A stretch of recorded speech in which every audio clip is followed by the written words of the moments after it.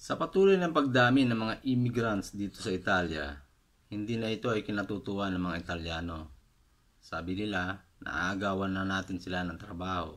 Yung mga kabataan na sumisibol ngayon, wala na makuhaan niyang trabaho. At ang isa pang dahilan nila ay nabababoy na niya ang buong Italia dahil sa pagdami ng mga immigrants dito sa kanilang bansa. Pero masisisi ba nila tayo kung ang gobyerno ng Italia ay nagbababa ng direct hire o dekreto Plusi? Isang pagkakataon sa mga katulad nating mga Pilipino na makapaghanap buhay sa ibang bansa upang mas mabigyan natin ng mas magandang kinabukasan ng ating mga mahal sa buhay.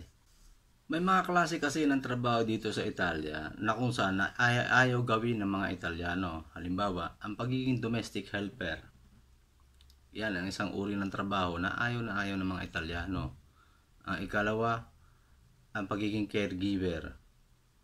Kung ang kanilang mga matatandang magulang dinadala nila sa parang home for the aged dyan sa atin sa Pilipinas. Marami kasi mga Italian citizen dito o mga Italyano na ayaw alagaan ng kanilang mga magulang kapag matatanda na. Kung makikita po natin dito ay nakahiwalay ang kanilang magulang sa kanilang bahay at pinupunta na lang nila ito kada linggo o kung kailan man nila gustong bisitahin. At sila ay umuupa na lamang ng isang tagabantay o tinatawag na caregiver. Ang isa pang ayaw na trabaho dito ng mga Italyano ay ang pagiging cleaner. Kaya kung makikita po ninyo, ang mga impresa di polizia dito, karamihan ay mga taga-ibang bansa, mga iba't ibang lahi. Ayaw din ng mga Italyano ang mga mabibigat na klase ng trabaho kagaya ng sa construction. Kung mapapansin nyo lang po dito, ang mga building na ginagawa, ang mga nagtatrabaho, karamihan ay mga Marokino, mga Albanese, yung mga sanay sa mga bibigat na trabaho. Pagdating sa construction guys, sa tagal ko na dito na nakatira, wala pa ako nakikitang Pilipino na nagtatrabaho dyan sa mga ganyang construction. Meron siguro yung mga private lang.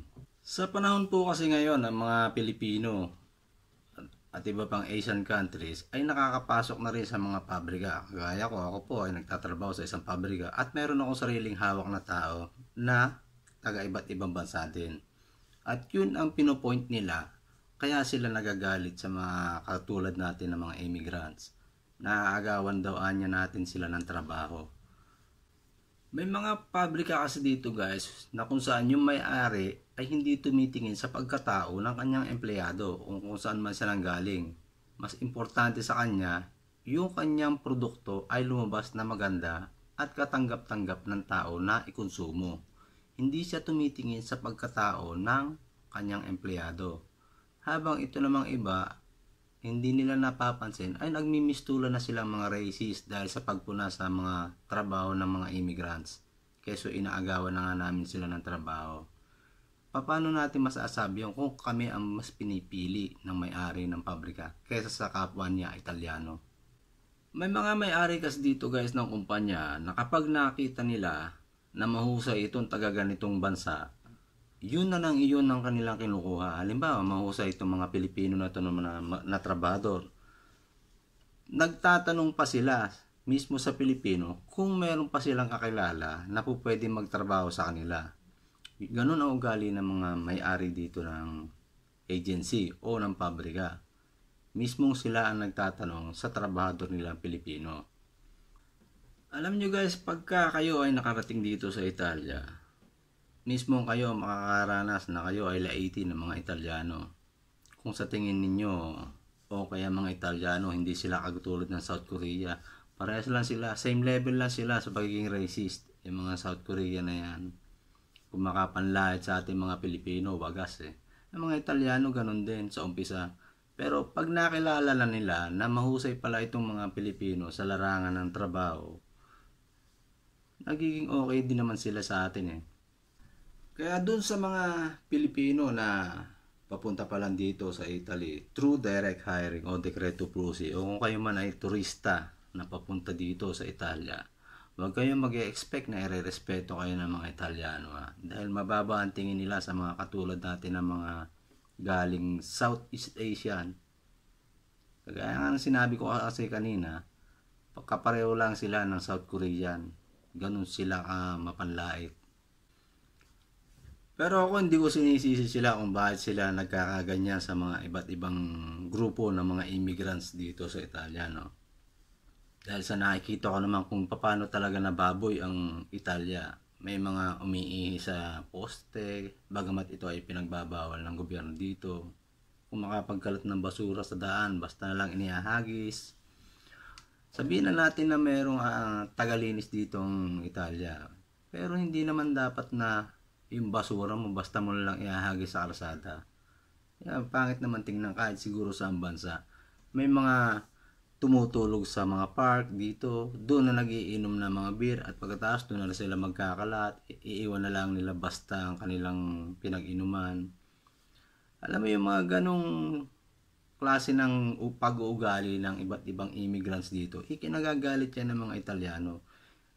Kaya naman ang mga Pilipino, bagamat tayo ay gumagamit ng park dito, doon tayo nagiinom, itinatabi naman natin, itinatapon natin sa tamang basurahan, pero hindi pa rin ito approve sa mga Italiano. Aniya, ang pag-iinom ay dapat nasa lugar. Kaya pinagbabawal nila ang pag-iinom ng mga alak sa parko. Sa patuloy na pagdami kasi ng mga immigrants dito sa Italia, ay paglaki ng krimen. Yun ang sinasabi nila. Maraming bahay ang ninakawan na dito ng mga iba't ibang lahi. Hindi naman mga Italiano ang gumagawa, talagang mga iba't ibang lahi. Kahit nga ang pandurukot sa mga public transportation dito, nakikita namin talaga na hindi mga Italiano ang gumagawa ng mga ganong karumal-dumal na gawain. Sipin mo na lang, dudukutan mo yun isang turista na nagpunta lamang dito para mamasyal. Kaya ngayon dito sa Italia, itong mga sumisibol na kabataan, ang nangyayari, tayong mga immigrants ang bad influence sa kanilang bansa. Kasi nakikita naman talaga nila na walang ibang ginagawa yung ibang immigrants kundi ang magnakaw, mandukot, manaksak. Kaya sa mga kababayan natin na gustong makapunta dito sa Italia o papunta na dito sa Italia, ihanda ninyo ang inyong sarili sa inyong mga maririnig sa mga Italiano. Dahil hindi rin santo ang mga yan. Bagamat na andito yung tinatawag nilang papa ng Kristyanismo o ng Katoliko, hindi santo magsalita ang mga yan. Sobrang manlait din ang mga yan. I-prepare nyo lang ang sarili nyo sa inyong maririnig. So guys, salamat sa inyong panonood and see you on my next video.